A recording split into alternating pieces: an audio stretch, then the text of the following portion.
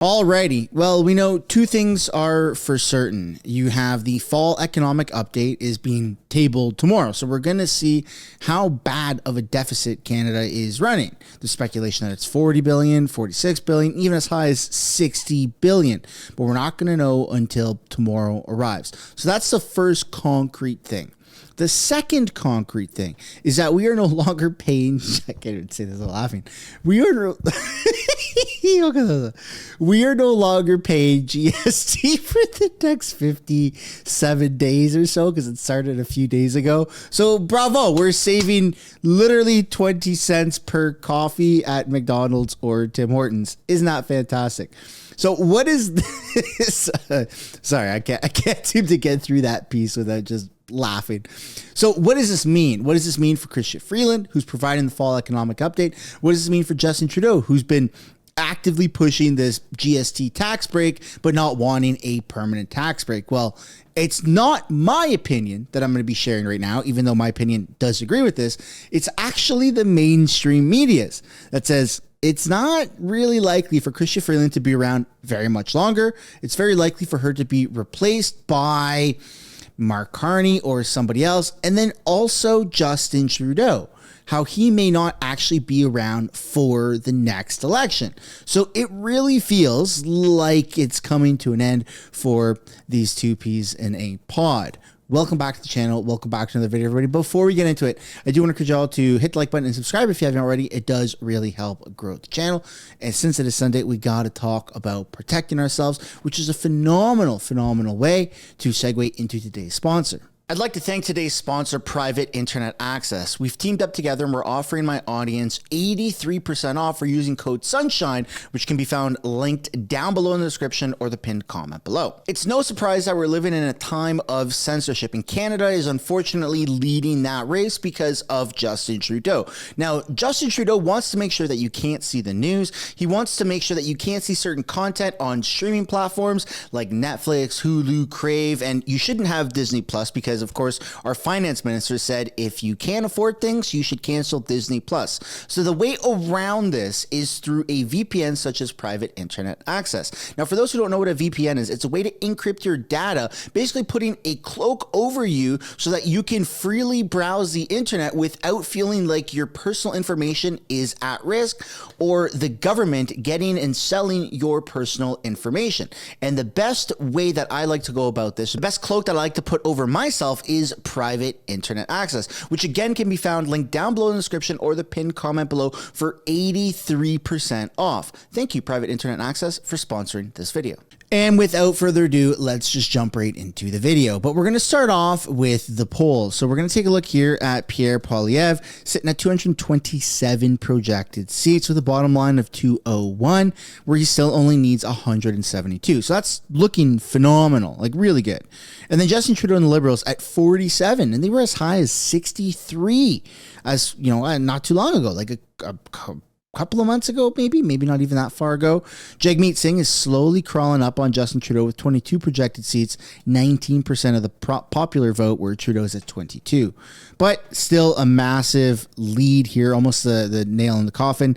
99% likely across the board for Conservatives of winning the most seats and odds of a majority government. So even though there's been some ups and downs, it's still looking extremely good for Pierre Poilievre. But where it's not looking good is Chrystia Freeland and how she's rumored to not really be around for much longer. Again, even though that is my opinion, we're quite literally quoting mainstream media here, which is wild because mainstream media has been propping up the Liberals for so long. So let's get into this juicy video because this is kind of exciting. I'm proud and grateful to be able to serve in the cabinet of the Prime Minister. And I really don't spend a lot of time focusing on Ottawa gossip. My focus is on doing what I can to serve Canada and Canadians in what's a really challenging time for our country. The Scrum is here to talk about that. Najoud Almalis is a reporter with the Canadian Press. Robert Fife is the Ottawa bureau chief for the Globe and Mail, and Nick Nanas is the chief data scientist. With you, that's your story, yours and Rika's in the Globe and Mail that you broke this week. Your assessment of how this ends for Chrystia Freeland, do you think she's still in the position of finance minister at week's end? Well, that's a good question, because we're hearing there's going to be a cabinet shuffle on Wednesday. People are being very careful about whether Mr. Carney is coming in. When you try to reach out to Mr. Carney's people, none of them are returning their phone calls anymore, which sort of a sign that maybe he is actually going to accept this job. Now, whether it is the finance role or some super role in terms of dealing with the United States, or a combination of both, I don't know. But, you know, So I do want to be extremely clear that Mark Carney can't just jump in as a member of parliament. No matter what Justin Trudeau's powers are, it's limited to our democracy, right? And just our way of parliament. In order for Mark Carney to be a member of parliament, he has to win a local by-election. Now, can they put him in a very easy, guaranteed to win Liberal by-election? Yes. Now, if he fails, can they put him in another by-election? Yes. Technically, he's supposed to live in those ridings. That is by the book, but that's kind of one of those things that just doesn't really matter in terms of what we're talking about right here. But yes, they can take Mark Carney and put him in a bunch of different by-elections and see which one he wins, and then he would be an MP. But he can't just be an MP. Now, can they take a MP like Freeland and strip her of her title and give that to a civilian who's not an elected official? That's where we get into the wishy-washiness. I don't think we've really ever seen this happen before, but we're living in pretty strange times for the Liberals, so it does call for strange maneuvers. Your viewers just saw the statement from Miss Freeland when she was asked about that, and she was quite emotional. I think she teared up. So she clearly, I think her days as finance minister are probably numbered. And that it looks like Mr. Carney may be coming back. I don't want to put that on the line because we don't know for certain, but it's a really good possibility that that's going to happen. And so what's the whole point of this economic statement then on Monday? Because Final hurrah? I don't know. I mean, really, when you think about it, right? Well, let's talk about that for a second. And just, Jude, you've covered Minister Freeland for a long time. You've covered the portfolio for a long time. The reporting that Bob and Marika did was very much around tension that I told Bill Morneau earlier in the show. I felt like I had deja vu to 4.5 years ago, right? This idea that there's tension over how much or kind of the level of spending between the finance minister's office and the prime minister's office. Is that your read of it? Well, I think no one was really that shocked to hear that there would be this kind of rift between the PMO and the finance minister. I mean, Minister Freeland listens to economists, even if the government doesn't always do what economists tell them to do, but she likes coming out and saying, we understand, we want to be fiscally responsible, we want to promote economic growth. Now, the policies don't always line up with that, but at least her rhetoric does. And you know, she was the one to come out last fall and say, hey, we're going to put out all these fiscal guardrails, we're going to help the Bank of Canada know that we're not going to go awry with spending, and we're going to let them fight inflation. And that was applauded by the Bank of Canada, and now she's having to walk that back. I mean, she hasn't said that they broke the deficit promise yet, but she's all but said she all but said it, exactly. And so now she's having to walk back on that promise. She's put in an awkward position right now. But ultimately, PMO is dealing with real political pressures that are probably going to supersede the finance minister's concerns about spending. Look, she has been, Nick, a huge part of the Trudeau government, like side by side with the prime minister now on every big thing I can think of them doing, even before she was finance minister, as foreign affairs minister, renegotiating NAFTA. In your view, if she is shuffled out, how big of a deal is that? I think it's a massive deal. Huge. Like, has she done anything wrong? Has she done anything unethical? I think it sounds like she's just disagreed with the prime minister. You know, in the past, finance ministers have disagreed with prime ministers, and they've been able to work it out and have a path forward. You know, what we've learned today, at least, is that perhaps disagreeing with the prime minister is enough to put your job at risk. And, you know, the other thing is it just me, or is the Liberal government turning into a bad political game show, like calling Mark Carney for a lifeline in order to save themselves? from a polling perspective, it's kind of like they're 8 feet underwater, and they think that if they bring back Mark Carney, that things are going to improve, but maybe they'll just be 7 feet underwater. The reality is the Liberals are still politically drowning, whether they bring back Mark Carney or not. I want to just quickly to follow up. I don't think that Mark Carney can be their savior in the way that they think that they can.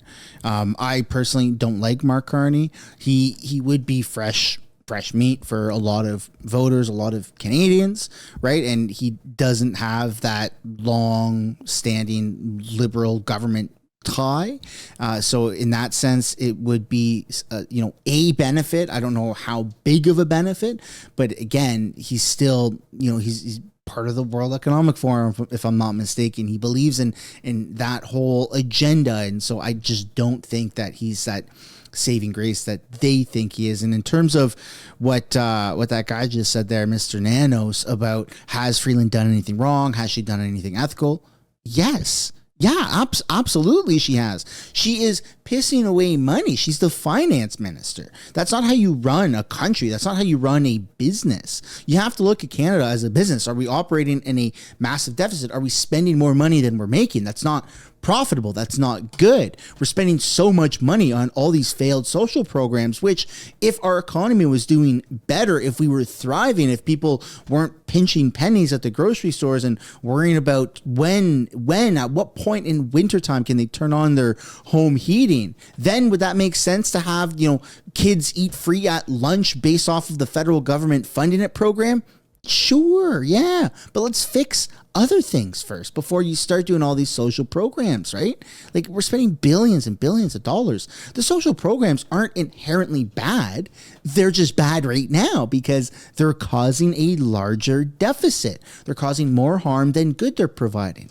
And it sucks because a lot of people are actually relying on them, but you have to think of the bigger picture. It's going to get a little bit worse before it gets better. But the way that they're going about things, it's going to get worse, and then it's going to get worser, and then it's going to continue getting worse. There is no cure to it. They're just going to keep spending and spending and spending. That's not good. That's just not how you run a country or a company, right?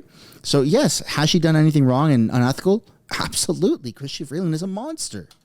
Because is there the possibility that Mark Carney does do anything for them? And the second part of it is he has been pre-positioned as a replacement for Trudeau. Like, does, based on the polling you've done so far, and I know you've done some for us on possible replacements, like where does he stack up? Well, he stacks up at the top, but still none of the above is pretty popular as a replacement to be the next Liberal Party leader. But a lot of this has to do with him being an outsider. But the reality is that this lead, I'm not going to say it's insurmountable, but it's a massive advantage that the Conservatives have, almost 20 percentage points. And it's going to take more than shuffling the decks, shuffling the chairs around, or the cabinet ministers, or having a new finance minister, whether it's Mark Carney or anyone else, to do things. There needs to be some sort of fundamental change in direction. And if not, the Liberals are going to slam up against a blue wave led by Pierre Poilievre. Bob, Nick just mentioned the word outsider. I mean, that has been the reality for Mark Carney somewhat until the summer, when your initial reporting then led to him becoming sort of like an economic advisor through the party apparatus. Have you been able to figure out, I guess, the advantage Mark Carney sees, or the people around him, in actually getting into the fold rather than staying a few feet away? Look, it's a head scratcher, because what we know when Bill Morneau ended up being pushed out because he was resisting the spending from the Prime Minister's office, we know that the Finance Department and Ms. Freeland have been resisting the GST and the rebate gimmick, vote buying gimmick, because it was going to make it more difficult for her to keep the deficit to $40 billion, which is a huge embarrassment for her, because she had that red line in the sand. So why would Mark Carney come into a situation where that all they can think about in the Prime Minister's office is how to spend and how to do politics and how to try to recover from the dismal polls? And Mr. Carney is incredibly accomplished man. I mean, he would be probably a great Prime Minister and undoubtedly a good finance minister. But you can't be a good finance minister because your boss is the Prime Minister and all he cares about is spending. So I don't understand it. It truly is a head scratcher. But Bob, How about if Justin Trudeau tells Mark Carney, I'm not running in the next election. I'm going to bring you in as finance minister. Right. You can have a chance to run. Right. I'd want that written down and yeah, like I don't believe it, first of all, but also You're not very trusting? I guess also for me the question is like, again, do you see more closely associating yourself with the Trudeau brand as an advantage if you're going to replace him? Because the consensus seems to be, based on polling like yours, that it might be a vulnerability actually. Anyway, obviously they're coming up with their own conclusions. So Jude, I wanted to ask you about the subtext to all this, which is the fall economic statement, the prospect of going beyond that the $40 billion deficit figure, the so-called one of the two fiscal anchors that had been set out. How likely do you feel that is, based on what we've heard from the finance minister? And what else are you watching for in that document? Well, I think economists are widely expecting that deficit is going to come in at least a few billion, maybe more than that, higher than the 40 billion that was promised. I mean, Minister Freeland. I'm guessing between 52 and 67 billion. That's just my guess. Let me know down in the comments what you guys think. Had multiple chances to respond to questions about whether she would meet that target, and she said she chose her words carefully by not responding. So I think that's quite clear there. I think it's going to be interesting to see how this affects her credibility and the government's credibility. Again, how much credibility is there already for this government on spending and their promises on spending? But this is just going to be another example of just breaking a promise or making a promise that you were never going to follow through on.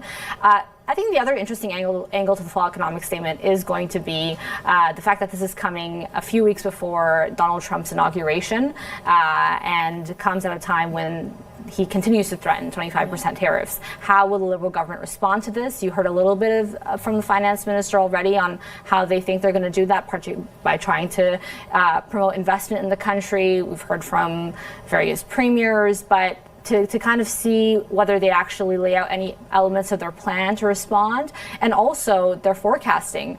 The government has to present upside and downside scenarios for their economic and fiscal forecasts. How are they going to take into account the threat of tariffs and what that would do to the economy and public finances? Yeah, I mean, there could be a headline there if they think the economy is going to go into a recession, Nick. Well, but Stephen Pollitt's the former he bank already, manager, he says said we are in one. There's a lot of people that are already speculating and under the impression that we are already currently going through a recession.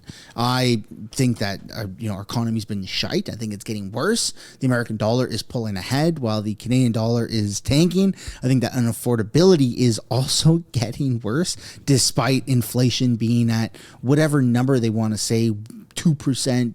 1.75%, and interest rates are now down to 3.75% for the Bank of Canada. Doesn't matter what they say. You go out and you purchase anything in exchange for your money, and you are paying a lot more money than you should be for said product or service, because that's just the state of our economy, our world right now. It doesn't make any sense. People are absolutely fed up. And I'd love to know what you guys think down below about that panel. Do you agree? Do you disagree with any of the talking points? Do you think it's really coming towards the end for Chrystia Freeland? They said that there's a cabinet shuffle happening on Wednesday. Do you think this is bye-bye for her? Let me know your guys' reasoning down below. Now, of course, we do have to entertain Justin Trudeau and his fate. So that was Chrystia Freeland. Seems like analysts are thinking that she might be on the outs in a few days on Wednesday during this next cabinet shuffle. But what's going to happen with Justin Trudeau? Will he step down? Will he even be here for the next election? Is he going to dip out early? Let's take a look now at what CTV has to say. All care now. He's CTV's political commentator and the former leader of the NDP. Tom, perfect timing. Great to see you this morning. Let's pick up. Good to be with you, Marcia. Let's pick up where Premier Ford left off there. He is doubling down on the fact that this would be a last resort, but he needs to send the message loud and clear, and he's taking out ads on behalf of Ontario, to Americans that these tariffs are a no-go. Can Premier Ford do this? How does this look when the Prime Minister wants to have this unified approach? We've got Premier Ford coming out. What do you make of it all, and how effective the message is? Well, I'll start with your very last question, Marcia. I think that Doug Ford's messages are quite effective. I think it's well placed, and he has every right to do so. He's the premier of an important province that does have deep connections in all sorts of industries, and indeed, with regard to energy, with the United States. So he's pleading his case mostly stateside, and he has every right to do that. At the same time, you'd have to be naive not to note that everything that he's doing now is related to what he intends to do, which is call an early election. He's made that clear. The people around him have made that clear. They're going early, and they're going early because they sense that the potential, and indeed likely, arrival of a poilievre government might mean tough times for Ontario. So he wants to get ahead of that one. But to the simple question, he's taking a different approach, either from his sister province of Quebec has taken a much more conciliatory approach. Premier Legault got a chance to meet and talk with Donald Trump for 10 minutes in Paris last weekend, and he's very concerned. He's taking this very seriously. Quebec also, very much like Ontario, has deep connections, including with energy. So he's taking a different approach. He's been pushing Trudeau hard to come up with an approach that satisfies all the provinces. Now, with regard to Trudeau, there is one thing that came out at that meeting last night. Several premiers, I am told, on background, expressed their deep misgivings with Mr. Trudeau's shot against the election of Trump, and his talking about the fact that it would have been much better if Kamala Harris had won. Now, I happen to agree with that, but I'm a pundit. I'm an analyst. I'm a person who has opinions. But he's the Prime Minister of Canada, and he's got to deal with this Grinch called Donald Trump. And I thought it was singularly unwise for him to have done that. And it's very hard to find what the upside would have been for Trudeau to have gone that way. And a lot of premiers were indeed upset with him. But to that last point, Tom, clearly that was planned. I mean, Trudeau knew what he was doing. And I was even thinking the other day, I don't know if you caught it, when he was talking about President-elect Trump, he referred to him as Donald. I think that was in Halifax. So there's sort of a loosening of the language there. What does that signal to you about perhaps a different approach from the Prime Minister in dealing with President-elect Trump? Well, a lot of people criticize Trudeau's desire to get down to Mar-a-Lago so quickly. I think he did it well. Even though Trump... Yeah, I'm still... I don't know if I've fully made my mind up on that. Is it good, is it bad that Justin Trudeau just out of nowhere did this emergency flight to Mar-a-Lago? I mean, he's the first leader to do that. And look, I don't like the guy. Borderline hate him, just like most of you watching this, right? I think he's a horrible scumbag.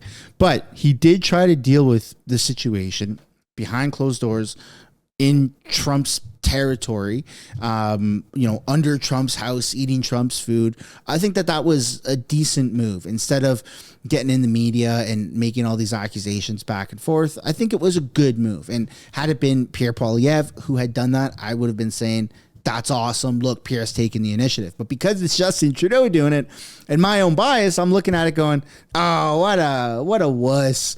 Wow, he's scared. He's going down there right away. But at the same time, no other world leader has gone and met Trump as quickly or even still to date like Justin Trudeau has, other than Zelensky, who obviously wants more money from America, but that's a different story for a different day. So it did take initiative. I can check my own bias. It takes a little bit of time, but I could definitely check my own bias and say, okay, maybe that was good.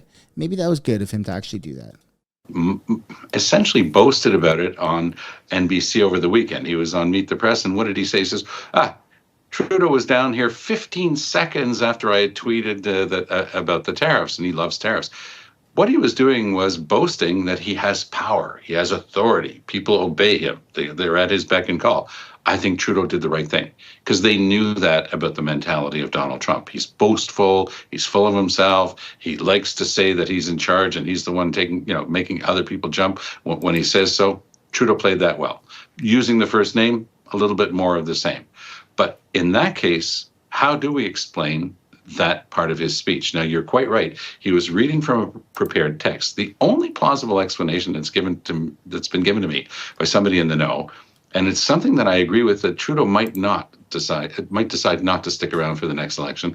He was teeing it up. If you look at all those sentences together, he was pleading for women in leadership roles in politics. Now, the only party in Ottawa, there's 5 parties in the House of Commons, the only one that's never had a woman leader is the Liberals. Trudeau defeated 4 women for the leadership the last time. So is he trying to set it up so that he could plead, for example, for either Melanie Joly or Chrystia Freeland to be his eventual replacement, if indeed he does step down? And I repeat, I sincerely believe that that's what he's planning to do. I don't see him sticking around, not with everything that's happening right now. Interesting. Tom, thanks so much. So there you go. You have multiple analysts who seem to think that chrystia Freeland is going to be shuffled out this week after she tables the fall economic update, which last time I checked, it's almost Christmas time. We're almost at 2025, but hey, sure, better late than never, I suppose. And then you also have analysts seem to think that, and Tom Mulcair, I don't like the guy. I don't agree with him on a lot of talking points, but he was almost prime minister once upon a time, right? He was the leader of the NDP. I believe he was also a speaker of the House, if I'm not mistaken. I could be wrong on that one, but he knows his stuff. And for him to get on camera on national television and say, I don't think that Justin Trudeau is going to be sticking around for the next election, that speaks volume. That holds a lot of weight. And so we're potentially looking at an entire rebranding of the Liberal cabinet. Now, if Freeland does get shuffled, if Trudeau eventually does take off before the next election, what's going to happen to all of the other Liberals? Karina Gould, is she going to stick around? Possibly. But I think a lot of the other people, Mark Holland, Mark Miller, I think a lot of these people are going to be taken off. I think that, they're not going to want to stick around. It's like when you're watching a good TV show, right? And the main characters, like in The Office, right? Michael Scott isn't there anymore, and they bring in other characters. It's just not as interesting. Now, of course, that's a wild, thing to compare a beloved TV show to politicians that we don't actually like. But that same theory is going to apply, where I don't think a lot of these people are going to stick around and try to fill those shoes. I think that it's a sinking ship, and I think that a lot of people are going to want to jump ship before it collapses and before they all just get fired. And look, I'll be honest, I think this is the best thing for the Liberal Party, to have a complete revamp and restructure. And I can't wait for the NDP to also go through the same thing, because it's not the party itself that's the problem. It doesn't matter what party. It doesn't matter if Canada is a Green Party or a NDP government. That doesn't matter. What matters is who's running the party. What are their values, right? Who are the people putting the policies in place? But the actual name of the governments, that's irrelevant at this point, right? So I think having a whole revamp of the Liberal Party and bringing people that actually aren't cockroaches would actually be pretty good. So we could be seeing a whole new political spectrum, a whole new political season when Pierre Poilievre inevitably wins, and then everyone that we know on the Conservative side is going to be there, and it's all going to be pretty much new faces and new people on the Liberal side, which is going to make for some pretty interesting debates and policies, but it won't really matter too much for the Liberals for the next 4 or 8 years, because